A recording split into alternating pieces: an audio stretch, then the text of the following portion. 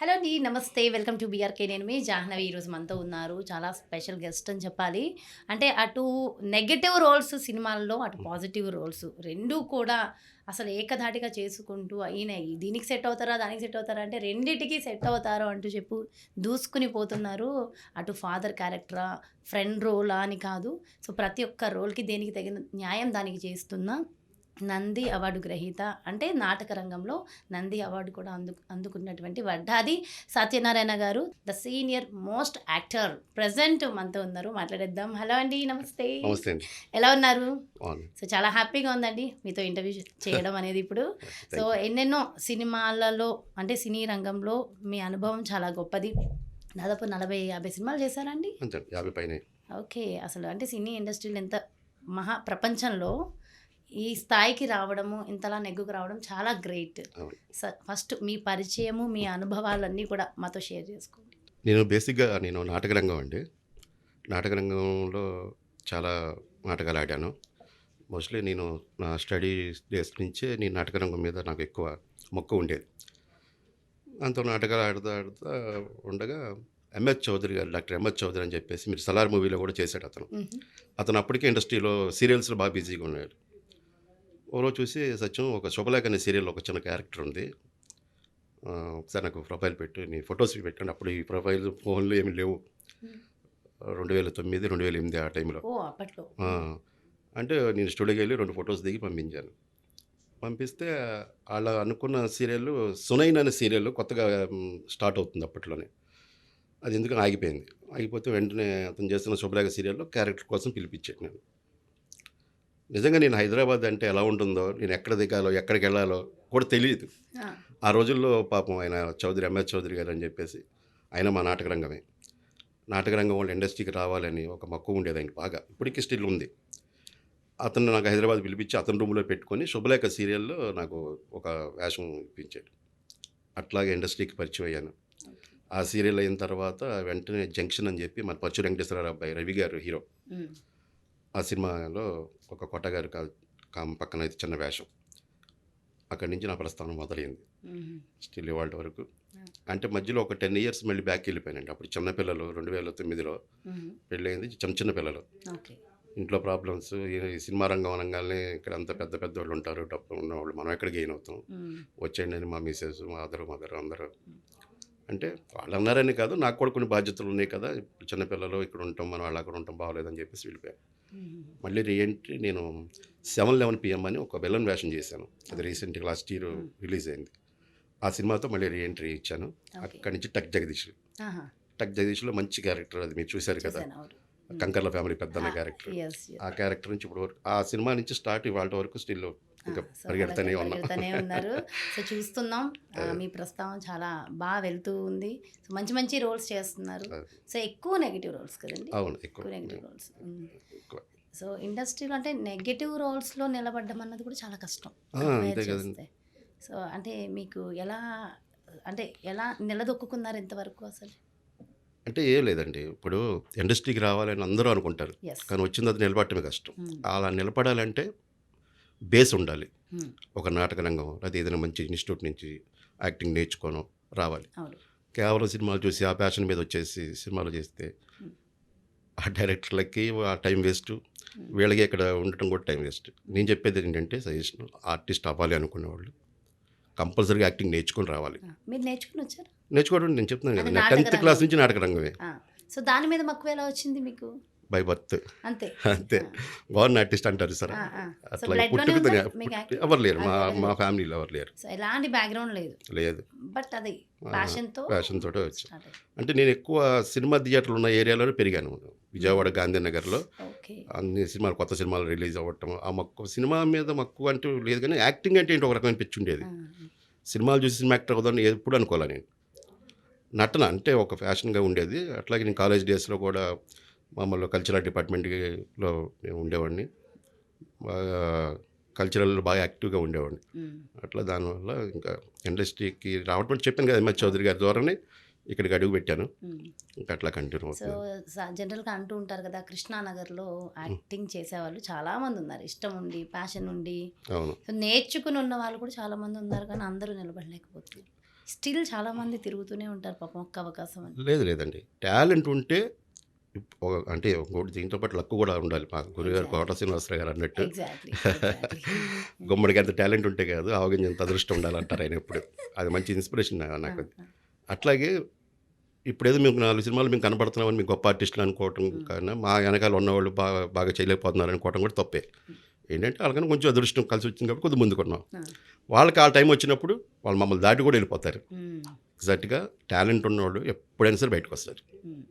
రారనుకోవటం మాత్రం కాదు. ఆ ఆశతోనే కృష్ణానగర్లో ఎన్ని సంవత్సరాలైనా తిరుగుతూనే ఉంటారు. అందుకే అందుకే ఒక్క రోజు ఒక అవకాశం వస్తుంది. రాకపోతుందా అని. ఏదో ఒక ఫ్రైడే ఎవరికైనా వస్తుందని ఉంటుంది. ఎగ్జాక్ట్లీ. సో ఆ ఫ్రైడే కోసం వెయిట్ చేస్తూ చేస్తూ ఉంటారు. సో ఇండస్ట్రీలో చాలా మందిని తొక్కేస్తారు అని అంటారు, నిజమేనంటారా? ఏం ఉండదండి, అది ఏమి ఉండదు. ఏంటంటే మాలాంటి ఆర్టిస్టులకి పెద్దగా తొక్కేసేంత కాంపిటీషన్ ఏమి ఉండదు. ఏంటంటే డైరెక్టర్లకి చూడంగానే మనకి ఈ క్యారెక్టర్ ఓకే బాగుంటాడు అనుకున్నప్పుడు 100 మంది చెప్పినా వినరు ఆ డైరెక్టర్ గారు ఎవరైనా సరే. దానికి ఎగ్జాంపుల్ ఏంటంటే ఇప్పుడు టక్ ద జగదీష్లో ఆ క్యారెక్టర్ ఉంది చూసారు. శివ నిర్వాణ గారు ఫస్ట్ నన్ను ఆఫీస్కి పిలిచినప్పుడు చూడంగానే ఫస్ట్ ఒక క్యారెక్టర్ అనుకున్నారు ఆయన. అనుకుని భలే ఉన్నావయ్యా నువ్వు, మా జీవా గారిలా కనిపిస్తున్నావు అన్నారు. థ్యాంక్ యూ సార్, నీకుంటుంది క్యారెక్టర్ మంచి చెప్తాను అని అన్నారు. చాలా డిలే అయిపోయింది. డైరెక్షన్ డిపార్ట్మెంట్ వాళ్ళు వేరే వాళ్ళని ఆ క్యారెక్టర్కి ఆప్షన్ పెడుతూనే ఉన్నారు ఆయన దగ్గర. ఆయనకి ఎవరు నచ్చట్లా, పడిపోయింది నా మీద ఆయన మైండ్. అది సో మీ క్యారెక్టర్కి మీరే అంటే మీది ఒక డిఫరెంట్ ఉంటుంది, యూనిక్నెస్ ఉంటుంది. అదే ఆయన అలా డిజైన్ చేసుకున్న ఆ సీన్కి ఇతను యాప్ట్ అని ఫిక్స్ అయిపోయారు ఆయన. ఒక 20-30 మంది నా తర్వాత చాలామంది చూపించారంట నాకన్నా హైట్, పర్సనాలిటీలో గెడ్డాలు అంతా ఉండి. లేదు అతన్నే పిలిపించింది, నాకు అతనే కావాలి. అప్పుడు నాకు ఆ మేనేజర్ ఫోన్ చేసి అర్జెంట్గా రావాలండి, రేపే షూట్. నేను ఆల్రెడీ వేరే సినిమాలో షూట్కి అప్పుడే వెళ్ళాను లొకేషన్కి. నైట్ స్టే చేస్తే మార్నింగ్ షూట్. మా ఫ్రెండ్ది అది సుబ్బు అని మన జెట్టి అని మూవీ. దాన్ని కమిట్ అవ్వటానికి దిగాను. ఈలోపు మేనేజర్ కాల్ చేశారు, సార్ ఇది శివ నిర్వాణ ఆఫీస్ నుంచి ఫోన్ చేస్తున్నాం, మీరు కంపల్సరీ కావాలండి. ఎట్లా సార్ ఇది, నేను ఆల్రెడీ సినిమాకి వచ్చేసాను అంటే. లేదు సార్ మమ్మల్ని బతుకునే వాళ్ళు చంపేస్తాడు ఆయన, మీరు రావాల్సిందే. ఫిక్స్ అయిపోయినా మీరు రావాల్సిందేనండి, ఆల్రెడీ మీకు సారీ మీకు లేట్గా చెప్పాం అంటే. నా ఫ్రెండ్ కాబట్టి ఆ డైరెక్టర్ రిక్వెస్ట్ చేసుకుని ఈ సినిమాకి రాగలిగాను. అతను కూడా లేదు శివ గారు అంటే మంచి డైరెక్టర్, అందులో నాని గారి కాంబినేషను, వెళ్ళండి సత్యనారాయణ గారు, నేను పర్లేదు మన సీన్ మళ్ళీ చేద్దాంలే అని పంపించారనమాట. అట్లాగే ఏంటంటే ఎవరైనా డైరెక్టర్ ఈ క్యారెక్టర్కి ఎత్తనే అని ఫిక్స్ అయ్యారంటే బ్రహ్మదేవుడు చెప్పిన ఎన్రాల్డ్. అందుకని తొక్కేదే ఉండదండి ఇందులో. డైరెక్టర్ పాయింట్ ఆఫ్ వ్యూలో మనం కావాలనుకుంటే కావాలి, లేదు మనం 100 రికమెండ్లు చేసుకొని వెళ్ళినా కూడా ఏదో వెనకాల నుంచి వేషాలు తప్ప. అవును, నాకు కూడా ఒక మూవీలో ఆఫర్ వచ్చింది, మీరు చెప్తుంటే అనిపించింది. నాగార్జున గారి మూవీలో ఆఫర్ వచ్చింది 3 years బ్యాక్. ప్రవీణ్ సత్తార్ గారు పర్టికులర్గా ఎందుకో తెలీదు, ఒక టెంపుల్ దగ్గర ఆ రోల్ మీరే చేయాలని మేము ఒక ప్రోగ్రామ్కి వెళ్తే అడిగారు. నేను లేదండి నేను యాక్టర్ కాదు, నేను రాను అంటే నలుగురిని ఒకరితో ఒకరిని పంపించారు. కట్ చేస్తే నా క్యారెక్టర్కి నేనే సెట్ అవుతానంట. ఆ బిట్టే కట్ చేసేసారు, అసలు లేదు తీసేశారు. ఆ తర్వాత ఆయన నాకు ఇచ్చారు, నాకు ఫోన్ నెంబర్ ఇచ్చి వాళ్ళ అసిస్టెంట్, మేడం మీరు కనుక ఓకే అంటే చెప్పండి, నేను ఖచ్చితంగా మేము పెట్టిస్తాము అన్నారు. నేను అప్పుడు నాకు మూవీస్లోకి వెళ్ళాలని లేదు, ఇంట్రెస్ట్ లేదు. సో నేను వద్దని చెప్పాను. ఏదో ఒక రోల్ చెప్పారు, అసలు నా క్యారెక్టర్లో ఎవరిని తీసుకున్నారని ఒక క్యూరియాసిటీ నాకు, ఒక యాజ్ అన్ యాంకర్ ఉంటుంది కదా. సో అడిగితే అసలు ఆ రోలే తీసేసాం మేడం, ఎవరు సెట్ కాలేదు ఆ క్యారెక్టర్కి అన్నారు. సో అది ఇప్పుడు మీరు చెప్తుంటే నాకు అనిపిస్తుంది నిజంగా, అంటే వాళ్ళు ఒకటి ఫిక్స్ అయితే ఇంకంతే, బ్లైండ్గా ఉంటారు అంతే, ఇంకా దాన్ని ఫుల్ఫిల్ చేయలేరు. సో అలా ఉంటుంది అనమాట. ఇందులో తొక్కేయడం ఏముండదండి, తొక్కడాలు ఎక్కడాలు ఏముండదు. మనల్ని తొక్కేసేంత పెద్ద వేషాలేం కాదు కదా. ఇప్పుడు వాళ్ళు అనుకుంటే మనం కావాలనుకుంటే మనం కావాలంతే, ఆయన వద్దంటే అసలు వద్దంతే, అంతగా నీకేముండదు. తొక్కటాలు ఏదో రాజకీయాలు ఇవన్నీ బయట నుంచి ఉండి చూసే మనుషులు మాట్లాడే మాటలు తప్ప ఇండస్ట్రీలో యాక్చువల్గా తొక్కేదే ఉండదు. అవసరమైతే సాయం చేసుకుంటారు. సో అటు విలన్ క్యారెక్టర్ కావాలంటే విలన్ క్యారెక్టర్కి యాప్ట్గా చేస్తారు, అటు పాజిటివ్ క్యారెక్టర్స్ కూడా యాప్ట్ ఉంటారు. సో ఇది చాలా తక్కువ మంది ఇది సాధ్యం అవుతుంది. సో అలా ఎలా అసలు ఇన్వాల్వ్ అవుతారంటారు? బయట మీరు ఎలా ఉంటారు అసలు? బయట అయితే మామూలు సినిమాల్లో చేసినట్టుగా నెగిటివ్ పాజిటివ్ లాగా బయట అలా ఎందుకు ఉండం కదా మేడం. బయట మనం ఎలా ఉంటుందో మన బిహేవియర్ ఎలా ఉంటుందో అలాగే ఉంటాం. అంటే పాజిటివ్ నెగిటివ్ క్యారెక్టర్లు చేసేటప్పుడు ఏంటంటే అండి, నేను ఒకటి నమ్ముతాను. నేను ఫస్ట్ ఆఫ్ ఆల్ యాక్టర్ అన్న తనకి ఏముండాలంటే స్క్రిప్ట్లో ఏది ఉందో అదే యాక్టింగ్. మనమేం తెచ్చిపెట్టుకుని చేయక్కర్లేదు. హ్మ్.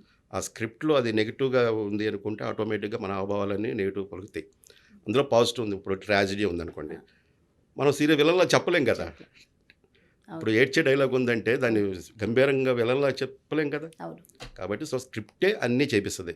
హ్మ్. అంటే విలన్ని చేయాలన్నా స్క్రిప్టే, పాజిటివ్ చేయాలన్నా స్క్రిప్టే. అవును. సో, ఆ స్క్రిప్ట్‌లో ఆటోమేటిక్‌గా అది అంతే. ఇప్పుడు లీనమైపోతుంది. స్క్రిప్ట్‌లో ఏదైతే ఉందో, ఫీలింగ్ ఉందో, ఆ ఫీలే మనం చెప్పాలి. హ్మ్.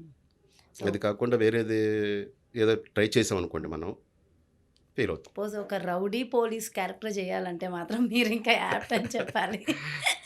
అసలు అంటే జనాలకి ఎంత అసహ్యం పుట్టించాలో అంత అసహ్యం పుట్టిస్తారు. అదే. అదే. ఆహ్, ఇంకా అంటే అక్కడ తిట్టుకున్నాం ఆ క్యారెక్టర్‌నంటే మీరు సక్సెస్ అయినట్టు. రైట్? అంతేగా. అంతేగా. అంతేగా? విలన్ని బయటకొచ్చింది ఆ! ఏంట్రా ఎదవ అన్నాడంటే ఆడు సక్సెసే. సక్సెస్ అయినట్టు. సో, మనం అనుకోకూడదక్కడ. ఆ! అయ్యో! నన్ను తిట్టుకున్నారని. అప్పుడే సక్సెస్ అయినట్టు. అంతే. అంతే. తిట్టుకోలేదంటేనే నేను సరిగ్గా చేయలేదని. చేయలేనట్టు కానీ లెక్క. మిమ్మల్ని నాకు తెలిసి నెగెటివ్ రోల్స్‌లో తిట్టుకోని వాళ్ళు ఎవరు ఉండరు. అదే. తిట్టుకుంటా. సో, మీరు ఎంజాయ్ చేస్తారా దాన్ని? చాలా. ఆ! అదే 'కృష్ణమ్మ' మూవీలో ఆ! ఉంది గదా! అవును. ఆ క్యారెక్టర్‌లో లాస్ట్‌లో సత్యదేవ్ గారిని అంటే ఆళ్ళంత ప్రాబ్లమ్ ఫేస్ చేయడానికి ఒక క్యారెక్టర్ నాది. ఆ!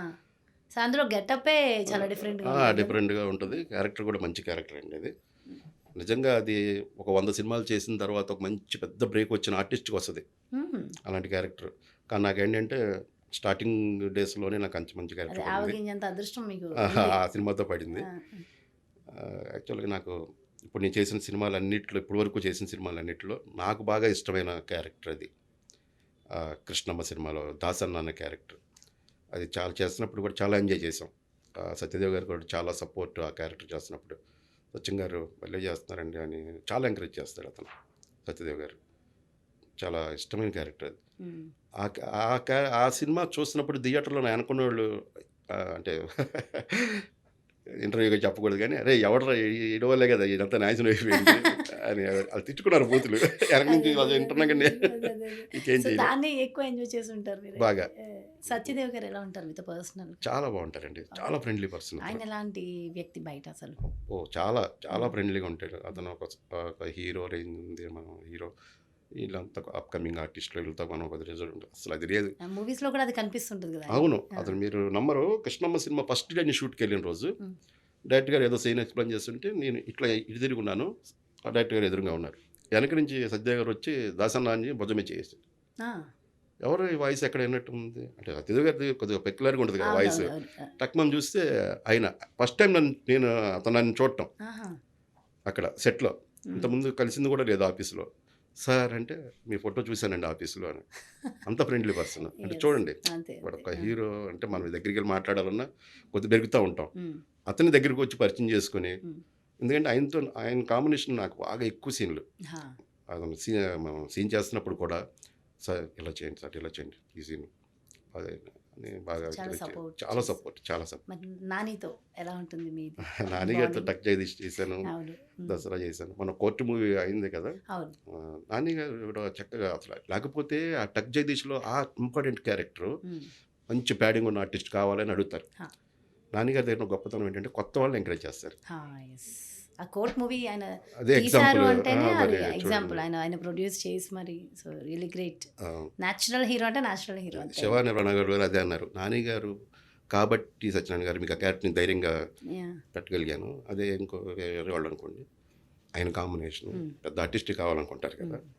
కానీ చేసినప్పుడు తర్వాత కూడా ఆయన చాలా బాగా హ్మ్. ప్రెజెంట్ చేశారు. చాలా బాగుందని బాగా చేస్తున్నారు. హ్మ్. స్టేజ్ అని అదే ఎలా ఉంటారు అసలు నాని గారు సెట్‌లో ఎలా ఉంటారు? చాలా ఫ్రెండ్లీగా ఉంటారండి హ్మ్. ఆయన. అందరితో బావుంటారా? బావుంటారు. హ్మ్. సో, ఎక్కువ చాలా మందికి తెలుసుకోవాలని ఉంటది. నాని గారి ఫ్యాన్స్ అందరూ అనుకుంటారు. అవును. ఆయన సెట్‌లో ఎలా ఉంటారు? బయట అందరికీ తెలుసు. సో, కొంచెం ఆయన గురించి కూడా చెప్పారంటే చాలా ఫెయిర్ ఆయన అండి ఆయన. ఫ్యాన్స్ హ్మ్. చూస్తారు కదా ఖచ్చితంగా. అవును. హ్మ్. చాలా ఫెయిర్‌గా ఉంటారు. హ్మ్. అంటే నిజాయితీగా ఉంటారు. ఓకే. First of all. అంటే హ్మ్. ఆహ్, నిజాయితీ మీన్స్ ఏంటంటే మన కోర్ట్ సినిమా గురించి ఒక స్టేట్మెంట్ ఇచ్చారు గుర్తుందా? ఆ! నా హెడ్ తిరిగి చూడమాకండి అని. ఆ! అంత నిజాయితీగా ఉంటారాయన. అది. సో, ఆహ్, ఏదున్నా మొఖం మీద అంటే ఆన్ చెప్పేస్తుంటారు. స్క్రీన్ ఎలా ఉంటారో ఆఫ్ స్క్రీన్ కూడా అంతే. అలాగే ఆయన ఉంటారు. ఇంక మార్పే ఉండదు. ఉండదు. ఏముండదు. హ్మ్. సో, కోపాలు అవి అబ్బే! ఏం అస్సలు ఏముండదు. హ్మ్. అందరిని చక్కగా పలకరిస్తారు. హ్మ్. జూనియర్స్‌తో కూడా బాగా మాట్లాడతారు. ఓకే. ఆయన కాంబినేషన్ జూనియర్స్ ఉన్నా కూడా హ్మ్. చక్కగా ఆళ్ళతో అందరితోటి ఫ్రెండ్లీగా ఉంటారు. ఇండస్ట్రీలో ఇన్ని ఇయర్స్ నుంచి జర్నీ చేస్తున్నారు కదా! సో, ఎంతోమంది యాక్టర్స్‌ని చూసున్నారు. సీనియర్స్ని, జూనియర్స్ని అన్ని రకాలు. సో సీనియర్స్ యాక్టర్స్లలో మీకు బాగా నచ్చేసి హ్మ్. ఆన్ స్క్రీన్ కానీ ఆఫ్ స్క్రీన్ కానీ అసలు వీళ్ళబ్బా హ్మ్. అనిపించిన వాళ్ళు ఎవరైనా ఉన్నారా? అంటే శ్రీకాంత్ గారితో నాకు ఎక్కువ బాండింగ్ ఉందండి. అంటే నేను 5, 6 సినిమాలు చేశాను. మ్హూ. 'మహాత్మా' దగ్గర నుంచి మ్మ్. 'రంగాది దొంగ' ఓకే. అవన్నీ కంటిన్యూగా. మొన్న 'కోటబొమ్మాలి పిఎస్' మ్. సార్ బాగా ఎంకరేజ్ చేస్తారు. అందులో నేను స్టేజ్ ఆర్టిస్ట్ అని తెలుసు. అంటే మీ చౌదరి గారు మేమంతా ఫస్ట్ 'మహాత్మాలో' సార్‌తో పరిచయం. 'మహాత్మాలో' సార్‌ది నాది ఎక్కువ కాంబినేషన్ ఉంటుంది. మ్. సార్‌ని ఇలా నరకబోడతాను. ఆ. ఒక దగ్గర సార్ కొడతారు. కొట్టిన తర్వాత సత్యనారాయణ తప్పు జరిగిందా అని మళ్ళీ వచ్చారు. Off screen. లేదు లేదు లేదు సార్ అన్న అట్లా చాలా పర్సన్ ఆ మధ్య డ్రగ్ కేసు జరిగినప్పుడు శ్రీకాంత్ గారి పేరు కూడా ముందొచ్చింది. అది తెలిసినప్పుడు మీరు ఎలా ఫీల్ అయ్యారు? నేనైతే అది నమ్మలేదండి. నమ్మలేదా? అసలు నమ్మలేదు. ఆయన ఎందుకంటే నాకు పర్సనల్గా చేశాను పర్సనల్గా కదా తెలుసు కాబట్టి తెలుసు. కాబట్టి అదే అసలు అంత ఏదో ఫేక్ అని. నేను కూడా ఇమీడియట్ గా ఆయనకి మెసేజ్ పెట్టా. అసలు అది ఎలా నమ్ముతారు? తెలిసిన వాళ్ళు ఎవరు అంత ఈజీగా నమ్మలేరు.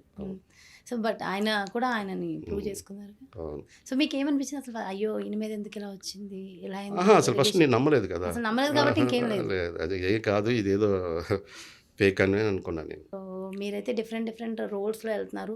పర్సనల్గా మీకు ఇష్టమైన క్యారెక్టర్ ఏంటి అసలు? ఎలాంటివి చేసి మిమ్మల్ని మీరు ప్రూవ్ చేసుకోవాలి, నాకు ఇదైతే సెట్ అవుతుందని మీరు ఏదనుకుంటారు?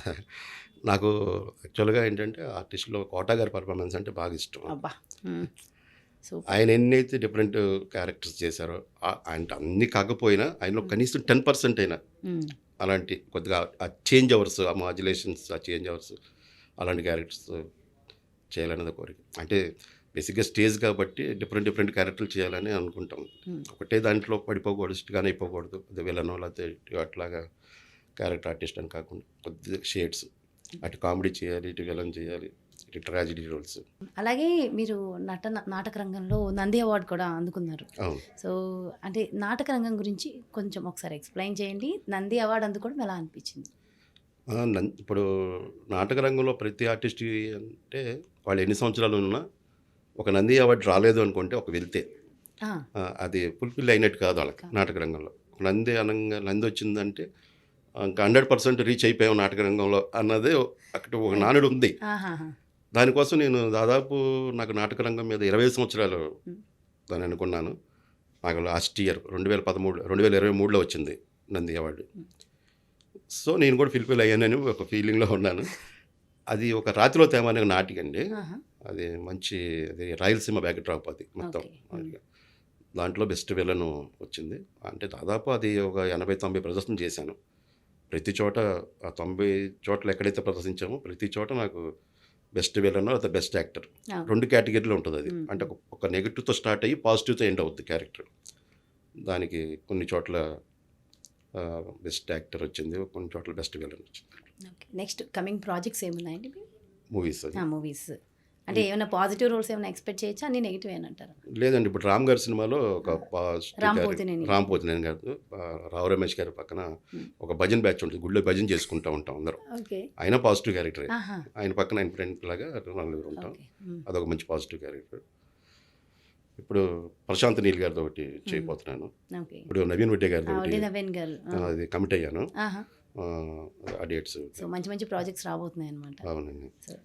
ఇప్పుడు ఇక్కడ రిలీజ్కి ఒక 2 మూవీస్ ఉన్నాయండి. అవి పాజిటివ్ క్యారెక్టర్లు. ఒకటేమో heroine father role, full length comedy.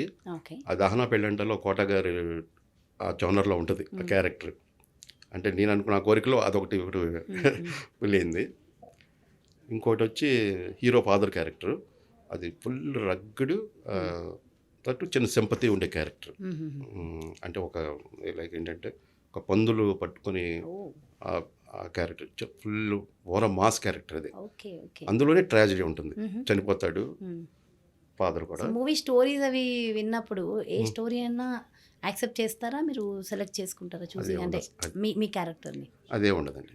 వాళ్ళు అంటే వాళ్ళు మీకు ఏది సూట్ అయింది వాళ్ళే అప్పుడు స్క్రిప్ట్ రాసుకున్నప్పుడు ఈ క్యారెక్టర్కి ఇతను బాగుంటాడు అని వాళ్ళు ఫిక్స్ అవుతారు. అట్లాగే. Okay, wish you good luck and congratulations. ముందే నెక్స్ట్ ప్రాజెక్ట్స్ అయితే హిట్ అవ్వాలని హార్ట్ఫుల్గా కోరుకున్నాం and wish you good luck. Thank you so much అండి. నమస్తే. ఎస్, ఇదండి మరి చూసారు కదా సత్యనారాయణ గారితో చిట్ చాట్. చాలా బాగుంది, ఇంట్రెస్టింగ్ విషయాలు తెలుసుకున్నాం కదా. మరి బ్యూటిఫుల్ కాన్సెప్ట్తో మళ్ళీ మీ ముందుకు వచ్చేస్తాను. నమస్తే, కీప్ వాచింగ్ BRK.